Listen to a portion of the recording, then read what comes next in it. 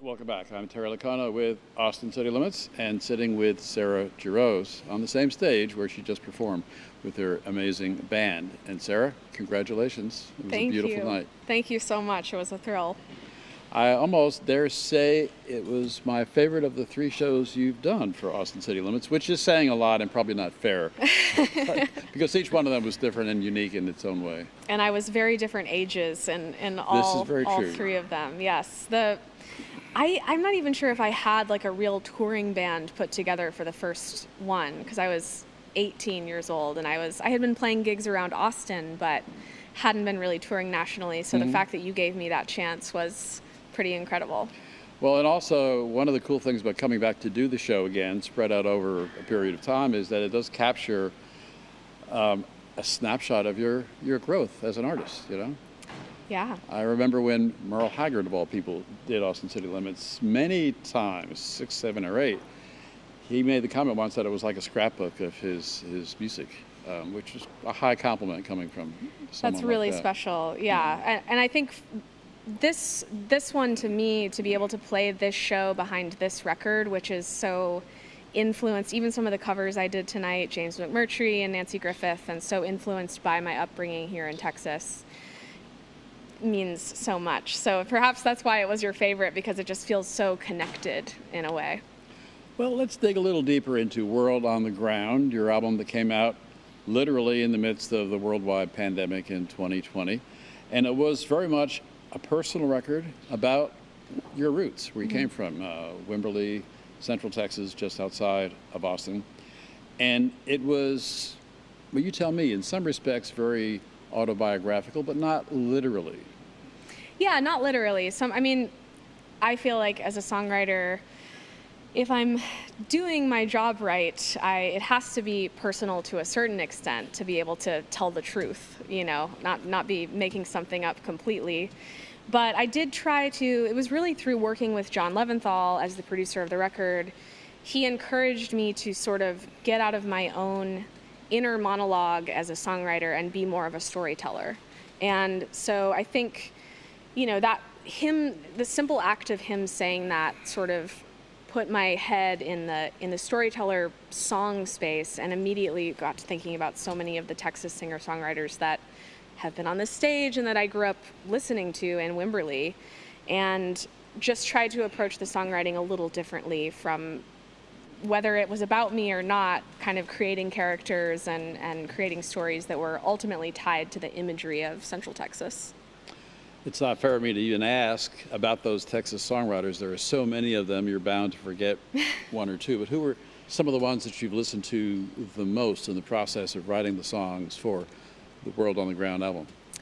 Well, definitely, as I already said, James McMurtry. I mean, I feel like I really studied his songwriting over the course of while I was writing World on the Ground, in the sense that I feel like he writes songs almost like mini novels, and I was just trying to do that in my songs a little more than before. Nancy Griffith, Guy Clark, Robert Earl Keen, Willie Nelson, obviously. I mean, the list, Lyle Lovett, and then of course I have to say Sean Colvin, because Sean's music shaped me so much and inspired me so much, and was the thing that led me to John Leventhal. And hearing her records totally blew my whole world open. And, you know, for a long time I've had this dream of working with John because of that. And so it's like dream come true to get to make this record with him.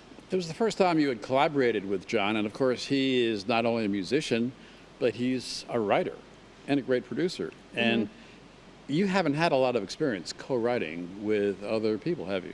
Not a lot. I was really pretty closed off to the idea for a long time. It was songwriting, you know, I started writing in my teens, and it was very much a personal experience, like alone in my bedroom, writing the song, and it didn't feel like something that I wanted to, like a process that I wanted to share with someone else, because it felt so intimate, and you really have to trust the person that you're writing with. On my last album, Undercurrent, I started doing a little more co-writing, and then eventually the thing that really broke open the co-writing thing for me was being in a band with Sarah Watkins and Aoife O'Donovan. I'm with her. And for basically 2 years straight, be collaborating with other musicians and having this flow of ideas, so that by the time I got into the studio with John, I was much more open and excited to kind of be a part of that putting your heads together process. So in other words, it was the right time in your growth as an artist to be more open to co-writing and collaborating with other people. Exactly. Yeah, I think a lot of it was me on my early records trying to I didn't want to co-write with other people because I wanted to find my sound on my own. And now that I feel a lot of what I feel like I found my sound with was this octave mandolin here. Mm-hmm. And now that I had 4 records where I had everything sort of set ahead of time, songs written, ideas written, I wanted to just go in and be much more open and sort of able to collaborate. And a lot of it had to do with the amount of trust that I have in John Leventhal as a musician, and wanting to be able to learn, not just go in and say, this is what we're doing. With someone like that, be able to learn from him in the studio and kind of grow through that process. So World on the Ground did win the Grammy as Best Americana Album of the Year.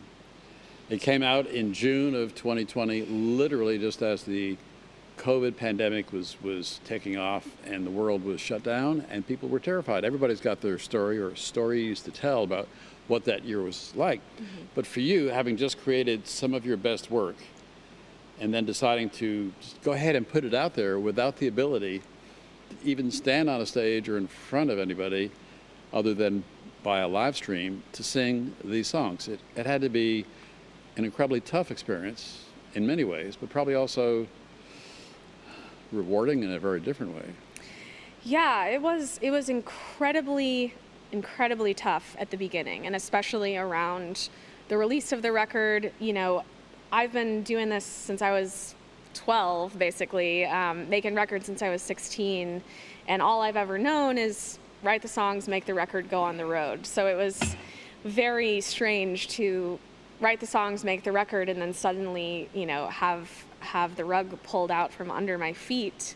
But ultimately my decision to release it was because we were all going through it together, and I felt like, in a way, I felt lucky that the record was finished before it happened, and then I had this piece of art that I had poured my soul into that it felt like what I could give people. It was all I had to give last year when I couldn't actually be there in person sharing music with people. So that was kind of ultimately why I decided to still put it out, and it wound up being a beautiful thing because it allowed me to stay connected to fans, and if I hadn't had that, it would have been a lot bleaker for sure. Mm-hmm. Well, obviously you didn't just stay home and shut the door and turn off the lights. You stayed active. You stayed busy creating, writing, performing via live streams, etc. And on top of all of that, you just recently released yet another album, Blue Heron Suite, which, ironically, and I want to hear you tell the story yourself, it's something unlike anything you've ever done, and few artists, especially in today's world, do. And yet the songs that you recorded on your newest record predate World on the Ground, actually, mm-hmm. and in many ways helped to inspire the songs on World on the Ground. Well, tell us about it in your own words. Yeah. So Blue Heron Suite initially started out as a commission from the Fresh Grass Festival, which is at the MassMocha. It's in the Museum of Contemporary Art in North Adams, Massachusetts. Great festival. Have played it a bunch, and they have an artist commission that they created a few years ago where they commission an artist who's performing at the festival to write an original piece of music to premiere at the festival as their set. And they asked me, I was only the second, Bill Frisell was the first person, and then they asked me to do the second one.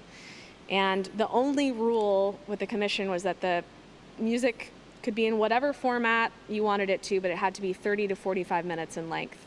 And that's an album. I mean, mm-hmm. most albums are around 45 mm-hmm. minutes or so. Sure.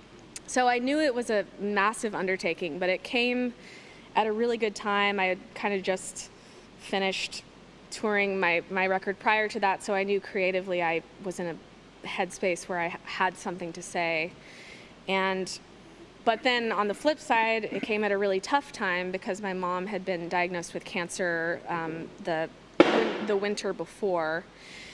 And so wound up just pouring all of my heart and soul and all of the emotions of her going through her chemo and radiation into this music, and basically kind of centered around this image of the blue heron, which we've been traveling to Port Aransas on the Gulf Coast since I was a baby every summer, and we would always see the blue herons on the coast, and we just looked at them as sort of, my family and I looked at them as sort of good omens, and they sort of stand out from the other birds on the beach in that they're stoic and calm and graceful and just really inspiring in that way. And when I was going through that tough time and my mom was dealing with all that, it was good to kind of focus on that as a symbol, and so that's what ultimately led to the Blue Heron Suite. Finally, on perhaps a philosophical note, you believe in the healing power of music. Of course, a lot of people do also. But what does that mean to you? That's a great question. To me, it means the way that music is healing is that it's something we can share, whether we're together or not. And I think that's what this last year has actually taught me, is that, you know, recorded music, audio music, even what you do here, great concerts, you know, that people can watch and go back to the archives and see, it's a sharing, and it's in that sharing with other humans, that's where the healing happens. I think that's what it is for me, because it's, even when I write a song can be very healing to me just to write it and have that experience with myself, but it's not until I share it with someone else that it becomes something deeper and means something much more. And that's always what it's been for me, sharing and community. I mean, you know, like I was talking about the Bluegrass Jam on stage in Wimberley, it's that music means community, and that is ultimately healing. And that's the beauty of standing on a stage and actually performing to a live audience of people and feeling that connection. Oh my gosh. Right there. Yeah, and I mean, you know, we made it work over the last year, but it was truly so special to actually stare into the crowd, see people's faces, be able to react to it, feel the energy. There's nothing better. Your third live show in the last 15 months, and with many more to come, you're beginning a new decade of life. Yes. And a new chapter as well. So thanks again. Congratulations. Thank you so much for having me. We look forward to the next time you come back to Austin City Limits. Can't wait.